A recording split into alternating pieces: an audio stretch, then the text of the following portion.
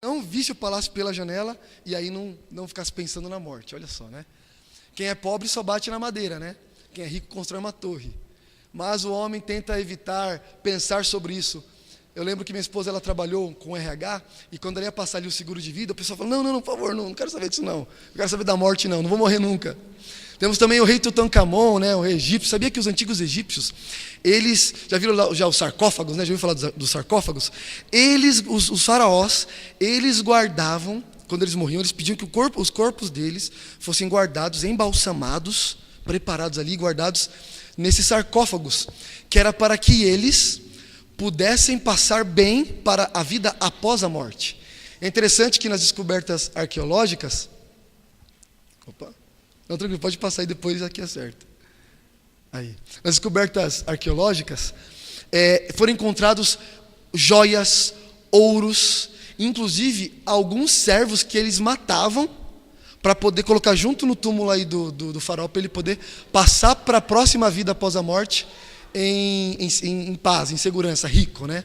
E aí nós vemos aí coisa linda, aí coisa bonita, né? Coisa rica, como eles encontrando aí os corpos aí dos antigos faraós. E como eu falei, isso não é de muito tempo e acompanha a gente até hoje. É uma matéria recente. Cientistas recebem sinal verde para tentar ressuscitar humanos. Olha só. E tem também os processos de criogenização, onde o homem tenta, de alguma maneira, tapear o seu destino certo, a morte. Você conhece aquele ditado de que a única certeza que nós temos é de que vamos morrer? Já para pensar na tristeza que é isso? Olha que desgraça. A única certeza que nós temos é que um dia iremos morrer. A grande verdade é que perto da morte, o ser humano é o ser mais frágil que existe.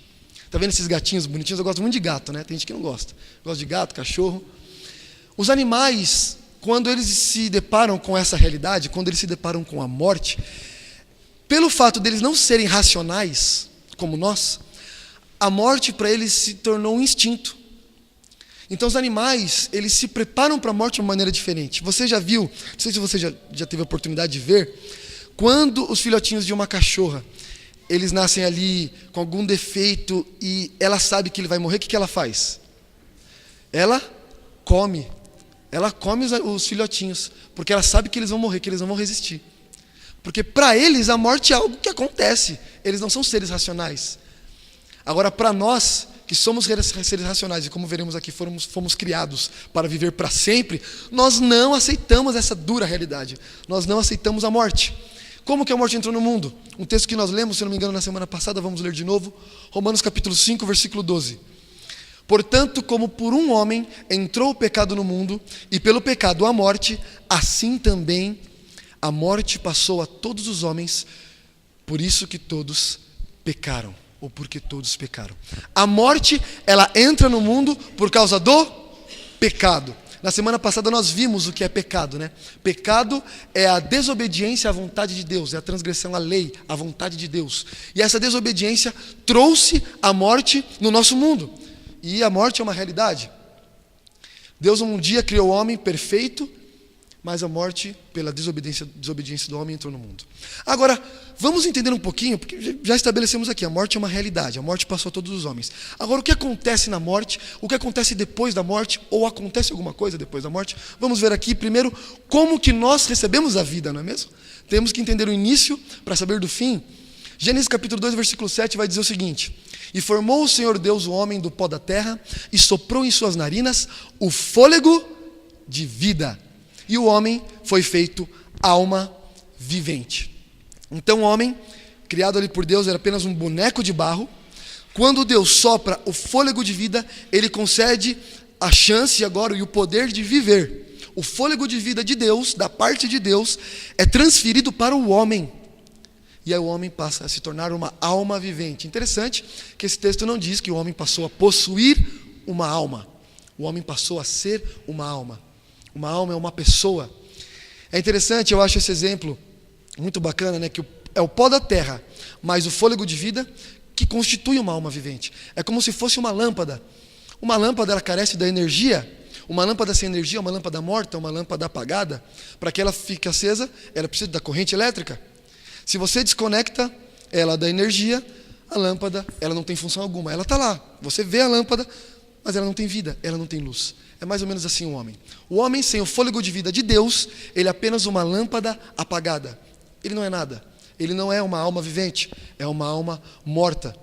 Tem um texto interessante também aqui em Gênesis, que vai dizer o porquê, o como, na verdade, a morte entrou, mas eu acho interessante porque nós vamos criar aqui um contraste com essa fala desse texto e do texto seguinte. Lá em Gênesis 2,16. E ordenou o Senhor Deus ao homem, dizendo: de toda árvore do jardim comerás livremente, mas da árvore do conhecimento do bem e do mal, dela não comerás, porque no dia em que dela comeres, certamente morrerás. Nós falamos na semana passada que Deus, naquele momento, Ele não estava dizendo que mataria o homem por causa daquilo, mas que a morte seria uma consequência natural, porque ao homem pecar, ele estaria se separando de Deus. Se foi Deus quem nos deu a vida, ao pecar, o homem estaria se separando da própria vida. Então, a morte era certa. Por isso que ele diz: certamente morrerás. Se você desobedecer, a morte é o destino certo. Agora, a palavra de Deus vai dizer que o diabo, Satanás, lá em Apocalipse 12:17, é o sedutor do mundo, é o enganador de todo mundo. E Satanás, na forma de serpente, ele chega para Eva e diz assim: é o seguinte, se você comer do fruto, certamente você não vai morrer. Ele cria uma oposição direta ao mandamento que Deus havia estabelecido. Se você comer, você morre. E agora a serpente vai dizer: não, você não vai morrer. E Eva, acreditando, comeu o fruto. E nós podemos perceber que esse mesmo engano perpetua ao longo das eras. A própria palavra de Deus ali em Ezequiel 18:4 vai afirmar novamente, né? A alma que pecar, essa morrerá. Ou seja, a pessoa que pecar, essa morrerá. O pecado traz morte. Satanás disse que não traria morte. O interessante é que esse mesmo engano, ele tenta perpetuar ao longo das eras. Ele diz que você não vai morrer e que você pode viver à vontade e um dia você terá uma segunda chance pós-morte. Mas olha o que a Bíblia vai dizer a respeito da morte, do pós-morte. Eclesiastes capítulo 9, versículos 5 e 6. Os vivos ao menos sabem que vão morrer, mas os mortos não sabem de nada. Eles nem podem se lembrar de sua vida. Tudo o que fizeram em suas vidas, amar, odiar, invejar, já acabou, já passou. Eles não têm nada a ver com a vida na terra. Com todos esses elementos aqui que Salomão coloca nessa passagem, ele está querendo dizer o seguinte: o homem fica num estado de inconsciência. Ele não pode amar, odiar. Não há sentimentos bons ou ruins na morte. A morte simplesmente é o apagar da luz. É a retirada do fôlego de vida. Os mortos, lá em Salmo 115 vai dizer: os mortos não louvam. Depois Jó vai dizer que os mortos não podem voltar à sua casa.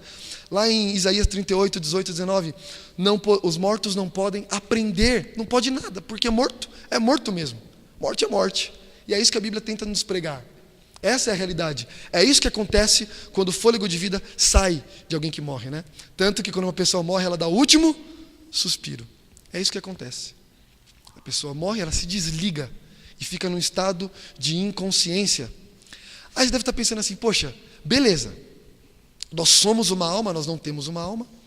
Quando a pessoa morre, fica num estado de inconsciência. Mas e esses textos aqui? Como explicar esses textos aqui, hein? Olha só, Eclesiastes capítulo 12, 7. O pó, falando a respeito do momento da morte, o pó volte à terra como era, que nós viemos do pó da terra. Então quando a gente morre, a gente volta para o pó da terra. E o espírito volte para Deus, espírito. Olha só o que vai dizer aqui em Atos, quando Estevão, um dos apóstolos de Deus, estava morrendo. Ele disse assim: Senhor Jesus, recebe o meu espírito. E aí o próprio Jesus depois vai dizer em Lucas 23, 46, Pai, quando ele estava morrendo na cruz do Calvário: Pai, em tuas mãos entrego o meu espírito. E agora?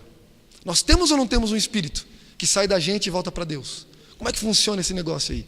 E você vai ver vários textos na Bíblia dizendo, por exemplo, no momento que o profeta Elias ressuscita um jovem, diz assim: e o espírito retornou a ele.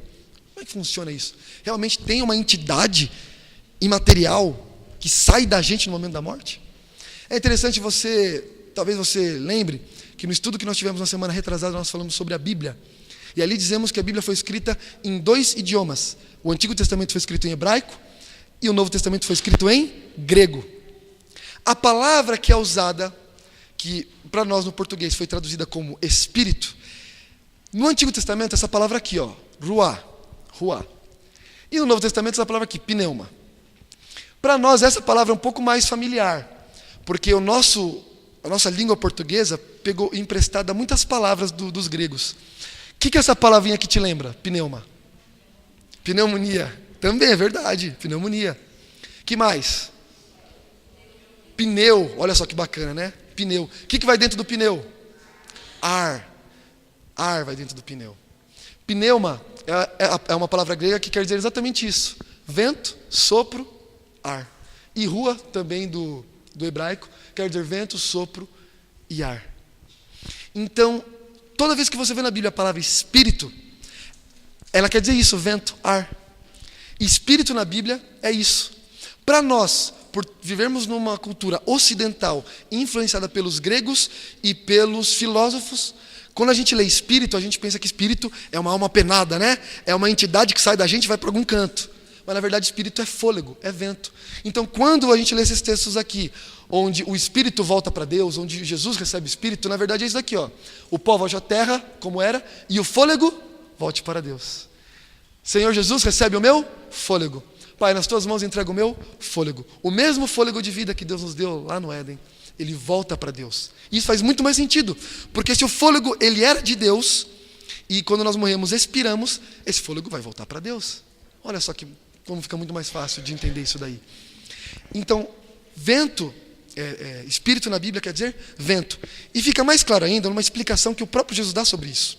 Lá em João, abra aí em João, no Evangelho de João, no capítulo 3, versículo 5 e versículo 8. João, Evangelho de João, capítulo 3, versículo 5 e depois versículo 8. Aqui Jesus, e um dia, numa noite futura, nós vamos falar sobre esse capítulo aqui de João, aguarde. Mas Jesus está conversando com Nicodemos, que era um mestre judeu. E aí ele vai dizer o seguinte, falando a respeito do Espírito Santo. João capítulo 3, versículos 5 e 8. Ele diz assim: em verdade te digo, quem não nascer da água e do Espírito, não pode entrar no reino de Deus. E aí no versículo 8 ele vai dizer: o vento sopra onde quer, ouves a sua voz, mas não sabes de onde vem, nem para onde vai. Assim é todo que é nascido do Espírito. Aqui Jesus está descrevendo a obra do Espírito Santo. E ele diz assim, olha, você tem que nascer da água e do Espírito. Ou seja, você tem que nascer da água do batismo e também renascer através da transformação que o Espírito Santo vai causar na sua vida. Só que a obra do Espírito funciona da seguinte forma. Assim como o vento, você não sabe de onde ele vem e para onde ele vai. Você só ouve a sua voz. É assim que funciona o Espírito Santo. O Espírito Santo ele vai soprar. Você só vai ouvir a sua voz, ele estará na sua consciência, te conduzindo, te dizendo o que você deve fazer. Mas você não vai ver nem ouvir. Ou não vai ver e nem tocá-lo. Assim como o vento. A gente ouve o vento, mas não toca e não vê. Essa é a obra do Espírito Santo, comparada ao vento. Quando Jesus ele vai dizer essas palavras, no original, no grego, é como se ele dissesse assim: o vento sopra onde quer, tal, é assim, é todo o que é nascido do vento. Toda vez que a Bíblia usa a palavra Espírito, ela está se referindo a vento, porque é assim que ela se refere aos seres celestiais, ou aos demônios. Porque nós não podemos vê-los, não podemos tocá-los, mas eles influenciam a nossa vida. Eles podem guiar a nossa vida assim como o vento nos guia. Quando um velejador ele vai percorrer ali as milhas nos 7 mares, ele precisa saber a posição do vento, para onde o vento está soprando para ser guiado. É assim que funciona o Espírito Santo, esse vento que nos guia. Só que nós também podemos ser guiados por outros espíritos, outros ventos malignos. E cabe a nós decidir ouvir a voz de Deus, a voz do Espírito Santo. Então isso é fôlego, isso é vento, isso é espírito. Então nós não temos um espírito, um ser, uma entidade. O que nós temos dentro de nós, o espírito, esse espírito, é o fôlego de vida. É o fôlego que Deus nos deu.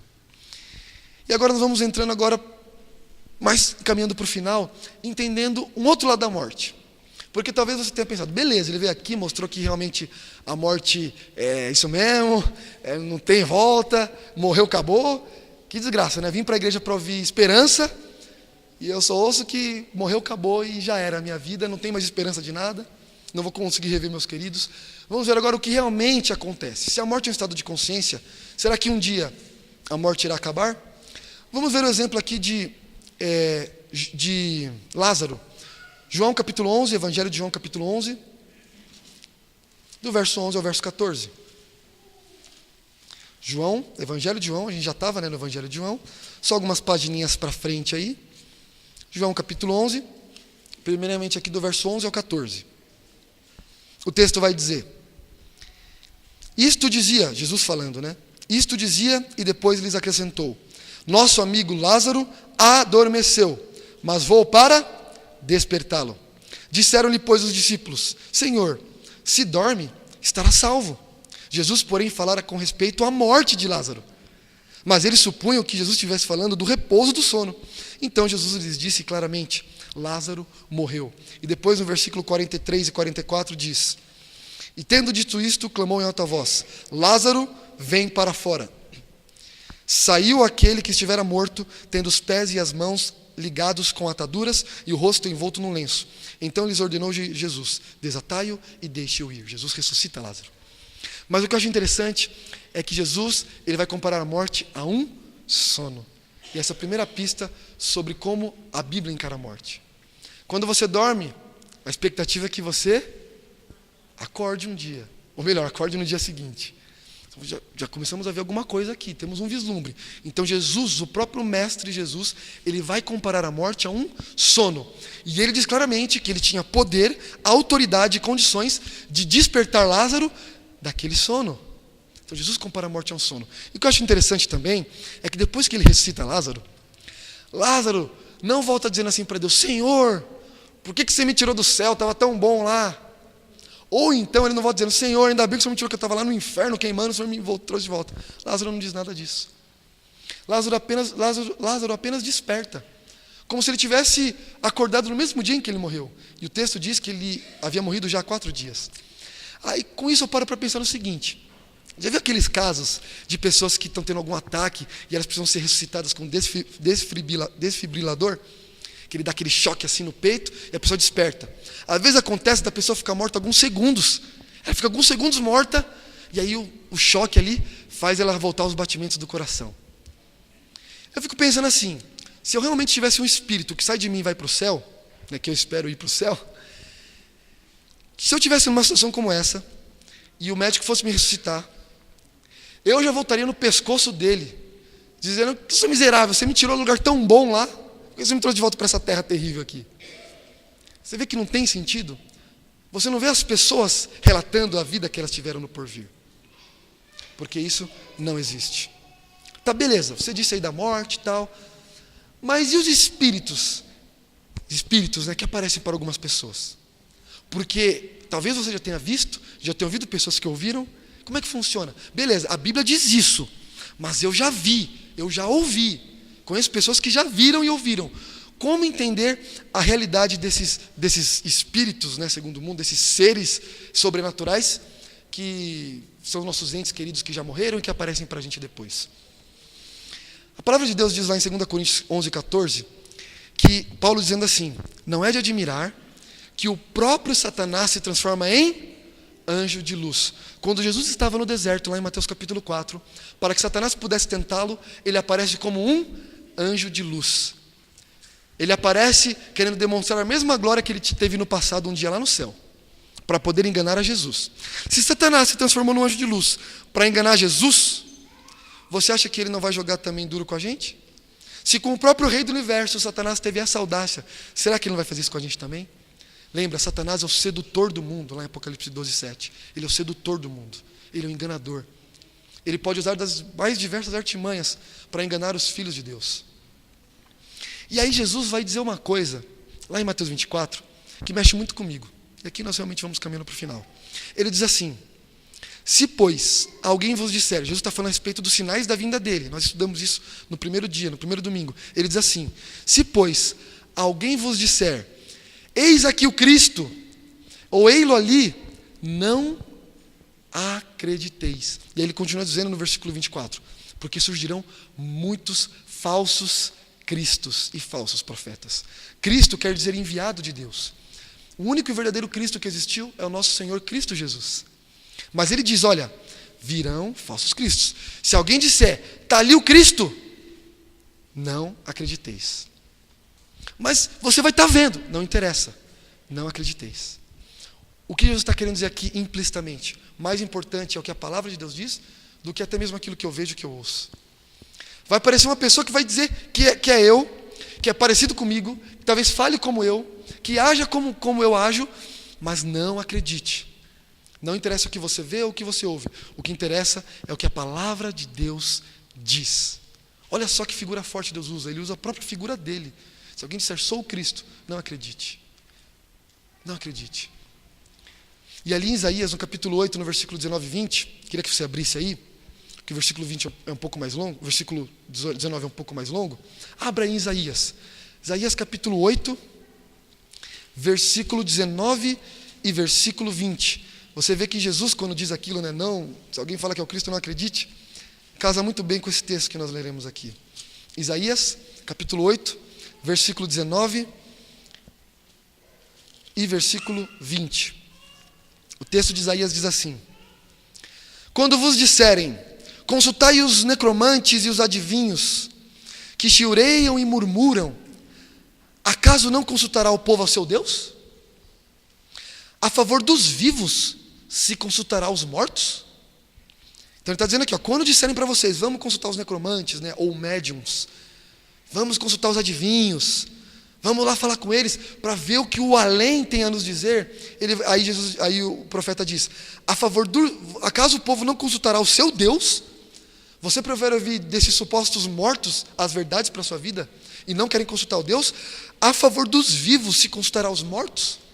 E aí ele vai dizer o seguinte, o texto que está aqui no telão: à lei e ao testemunho.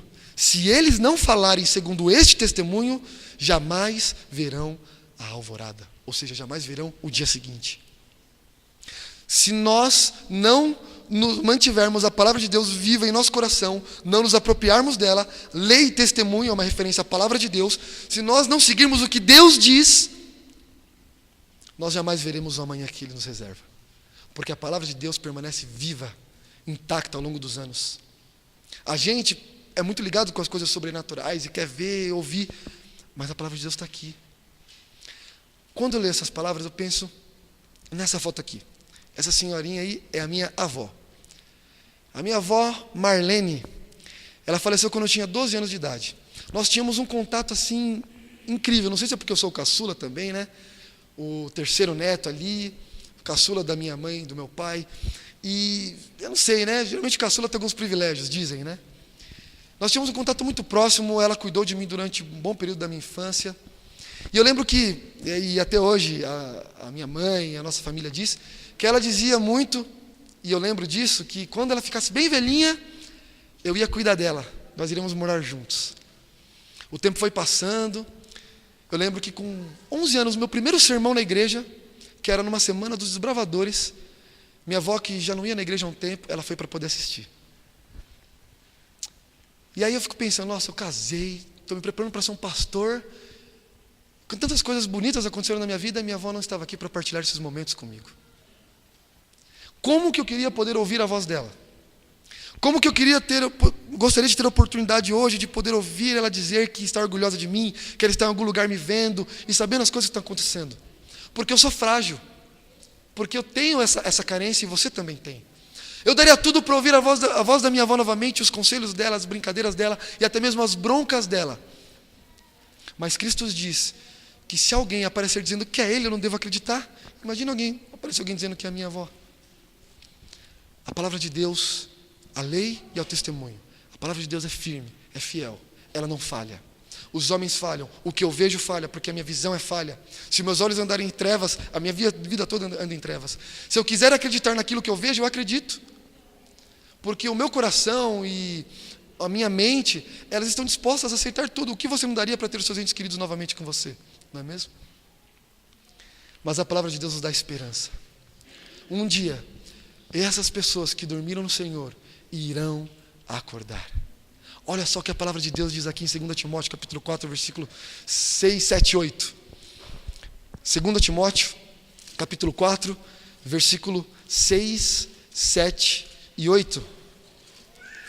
Lá para o finalzinho da Bíblia, é um texto aqui onde Paulo, ele está escrevendo para o seu aprendiz Timóteo, E ele está falando aqui a respeito do finzinho da sua vida. Agora ele sabia que ia ser condenado e morto pelos romanos. E ele vai dizer o seguinte: quanto a mim, estou sendo já oferecido por libação, e o tempo da minha partida é chegado. Combati o bom combate, completei a carreira, guardei a fé. Já agora, a coroa da justiça me está guardada, a qual o Senhor, justo juiz, me dará naquele dia. Qual dia? Aí ele vai dizer aqui: e não somente a mim, mas também a todos quantos amam a sua vinda. A coroa da vida será dada no dia da vinda de Jesus. É no dia da vinda de Jesus que a morte será vencida por completo, porque Jesus já venceu a morte na cruz, e quando ressuscitou, que é o texto que nós lemos aqui, e na volta de Jesus, a morte será de fato esmiuçada e vencida. Olha só o que 1 Coríntios capítulo 15, versículo 20 e 21 diz: mas de fato, Cristo ressuscitou dentre os mortos, sendo Ele as primícias dos que dormem. O que é primícia? As primícias eram os primeiros e principais frutos, ou trigos, ou cereais, das colheitas que no Antigo Testamento o povo de Israel fazia. Eles tinham o dever de pegar os primeiros, os principais frutos, e entregar de oferta a Deus. Cristo é a primícia dos que dormem, ou seja, Ele é o principal dos que dormem. Porque Cristo morreu, e é através da ressurreição dEle que nós temos direito a uma ressurreição também. Cristo, de fato, ressuscitou dentre os mortos, sendo Ele a primícia dos que dormem. Visto que a morte veio por um só homem, também a ressurreição dos homens veio por um só homem. É a ressurreição de Cristo que dá direito ao homem de uma ressurreição. Se nós morrermos agora, no dia da volta de Jesus, iremos reerguer das cinzas para o encontro com o Senhor. O que acontece é que eu olho para a maneira como a Bíblia traz a morte, eu acho mais bonito e mais confortante do que qualquer outra filosofia e doutrina.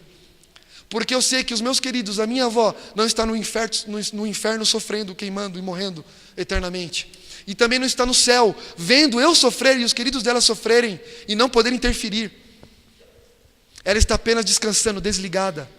Minha avó morreu há cerca de 12 anos atrás. Mas para ela, quando Jesus voltar, será como se ela estivesse acordando no mesmo dia, porque pode ter passado 1000 anos. Ela estava desligada, como uma lâmpada desligada, apenas esperando. E talvez você pense: tudo bem, mas o meu filho morreu, ele era um drogado. O meu marido era um bêbado. Eles não aceitaram a Cristo. Eu não vou ver eles nesse dia. Você não pode ter essa certeza. Você não sabe o que se passa no coração de uma pessoa. E a esperança que nós devemos nutrir é de ver essas pessoas um dia quando Jesus voltar, para que nós nos motivemos a estar de pé naquele grande dia. O futuro está nas mãos de Deus, mas você tem o agora para acalentar essa esperança no seu coração. 2 Tessalonicenses vai descrever o exato momento da ressurreição e da volta de Jesus. 2 Tessalonicenses 4, 14 e 16. Porque se cremos que Jesus ressuscitou, morreu e ressuscitou, assim também aos que em Jesus dormem, Deus os tornará a trazer com Ele. Porque o mesmo Senhor descerá do céu com alarido e com voz do arcanjo e com a trombeta de Deus, e os que morreram em Cristo ressuscitarão primeiro. É na ocasião da volta de Jesus que nós encontraremos os nossos queridos. Satanás quer ensinar para você que você tem uma segunda chance logo que você morre aqui. Sabe por quê? Porque se você viver pensando assim: vou ter uma segunda chance depois da morte, você vai viver de qualquer jeito. A palavra de Deus não vai ter muito sentido para você. Depois, no além, vou ter uma segunda chance, está tudo certo. A segunda chance que nós temos não é depois da nossa morte. Essa nossa segunda chance, ela já aconteceu na morte de Jesus. É a cruz e a ressurreição de Jesus que devem basear a nossa fé, a nossa conduta, a nossa maneira de viver.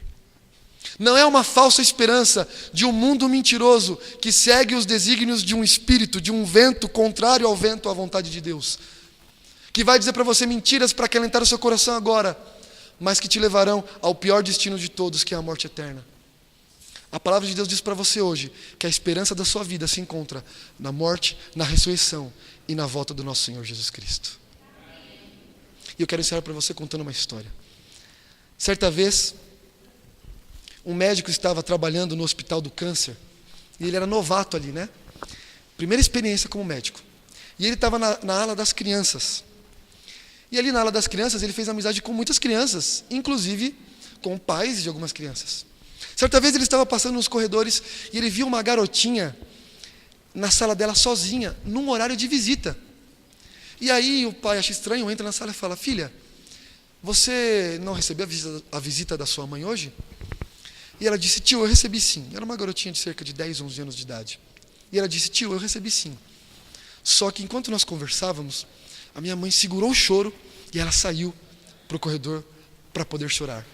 Ela acha que eu não percebo, mas eu sei que ela sai para chorar, tio. Sabe por quê? Porque ela sabe que eu vou morrer. E quando eu morrer, ela vai ficar tão triste e vai sentir tanta saudade. E aí o médico ficou ali assustado com a firmeza daquela garota ao falar sobre a morte. Ele olha fundo nos olhos dela e diz assim: filha, o que é morte para você? E ela falou assim: tio, sabe quando a gente vai dormir, está com medo de dormir na nossa própria cama e quer dormir na cama do nosso pai? Só que a cama do nosso pai não pertence a gente, mas a gente quer dormir lá porque tem medo. E aí o pai deixa a gente dormir na cama dele. Mas quando a gente acorda na manhã seguinte, a gente está na nossa própria cama. E ele falou: sei como é, já aconteceu muito isso comigo. E ela falou assim para ele: é o seguinte, tio, para mim a morte é assim. Eu não pertenço a essa vida, a essa cama. Eu não pertenço a essa vida. Eu pertenço à vida do meu pai que está nos céus. Um dia eu vou morrer aqui nessa vida. Mas quando eu despertar, eu despertarei na casa do meu pai, a vida a qual eu realmente pertenço. E aí ela terminou dizendo assim: mas até que esse dia chegue, a minha mãe vai sentir muita saudade. Aí o médico olha para ela de novo e fala: filha, é a segunda vez que você diz que sua mãe vai sentir saudade. O que é saudade para você? Ela olha para ele e diz assim: tio, saudade é o amor que fica e não vai embora. Eu sei que você tem muita saudade dos seus queridos que se foram. E não é errado ter saudade.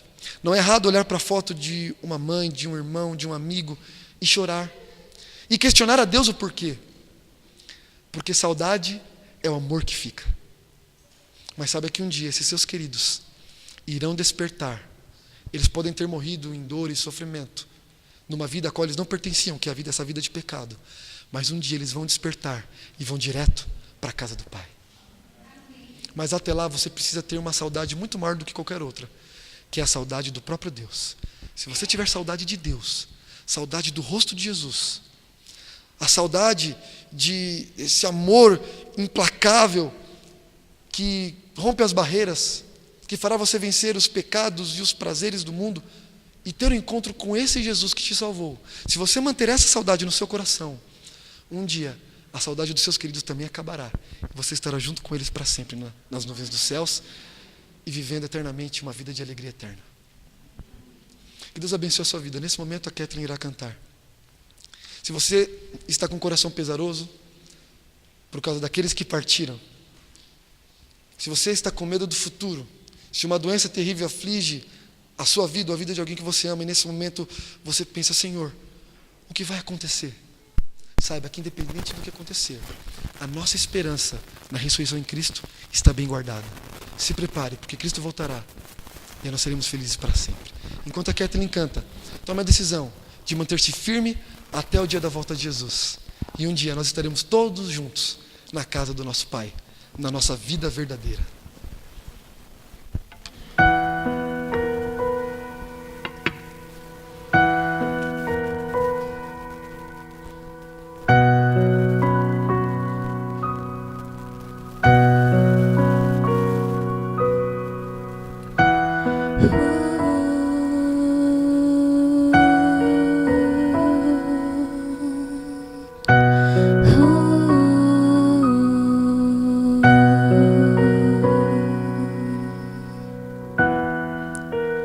Sonho com o dia em que a dor não existirá.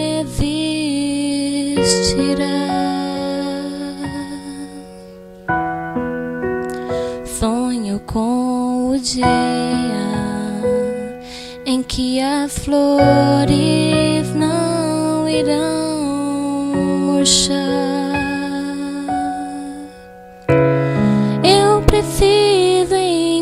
encontrar um lugar onde a paz reinará, lá será o meu lar. Eu vou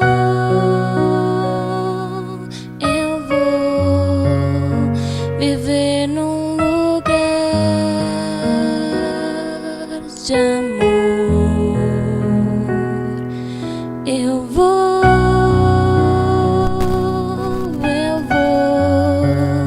viver com Jesus, a esperança para um mundo sem luz.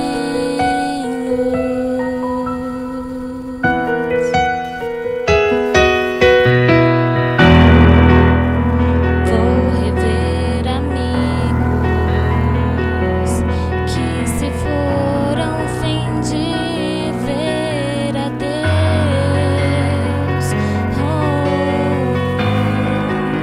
Terei então a chance de abraçar o meu Salvador.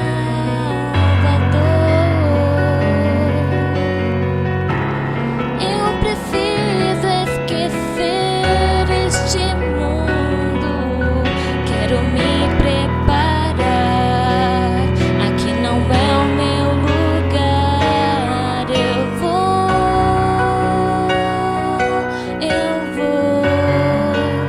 viver num lugar de amor.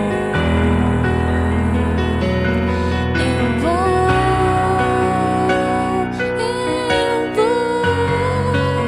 viver com Jesus, a esperança para o mundo. Eu vou viver num lugar de amor. Eu vou viver com Jesus, a esperança para um mundo sem luz.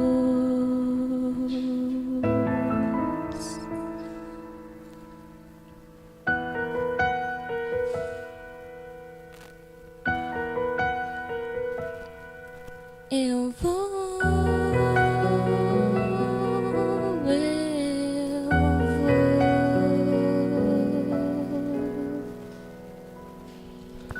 Amém. Coloque-se de pé, vamos orar. Essa é a esperança que Deus está te entregando hoje. Não desperdice isso. Nós veremos todos aqueles que um dia se foram, mas os veremos para nunca mais se despedir. Essa é a promessa de Deus. Vamos orar. Nosso querido e amado Senhor, nesse momento eu clamo pela vida dos teus filhos que aqui estão. Nós temos os pesares do nosso coração, as dores de viver em um mundo de separações, um mundo onde nós vemos nossos queridos indo embora, sem às vezes poder dizer adeus, de maneira inesperada, sofrendo.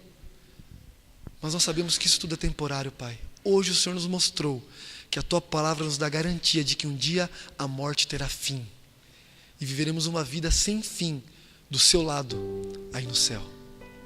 Entregamos em Tuas mãos os nossos anseios, os nossos medos do futuro. Entregamos em Tuas mãos a nossa saudade, para que o Senhor acalente o nosso coração e nos ajude a mantermos viva essa fé e essa esperança em nosso coração. Nos guarda ao longo dessa noite e ao longo dessa semana. É o que te pedimos, no doce e sagrado nome de Jesus. Amém. Só lembrando que foi pedido que os membros da comissão fiquem aqui mais um tempinho. Também lembrando que ao final teremos os lanches aí dos bravadores, apenas R$2 cada lanche. E aí quem vai ficar na reunião já pode aí fazer também uma ceia junto aí, fazer um lanchinho, tá bom? Aí no final, que Deus abençoe sua vida. E até semana que vem.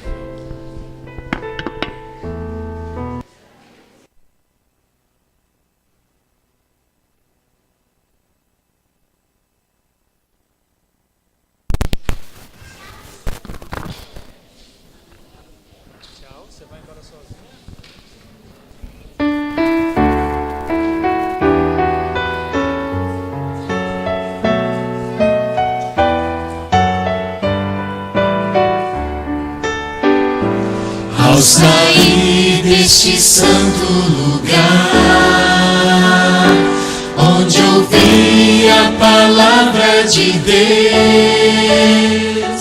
onde vim adorá-lo em paz, e o céu pode ouvir meu louvor. Vou sair mais confiante em meu Jesus, mais fiel à lei do amor, pois aqui entreguei o meu coração. Minha vida agora está nas mãos do meu Salvador. Amém.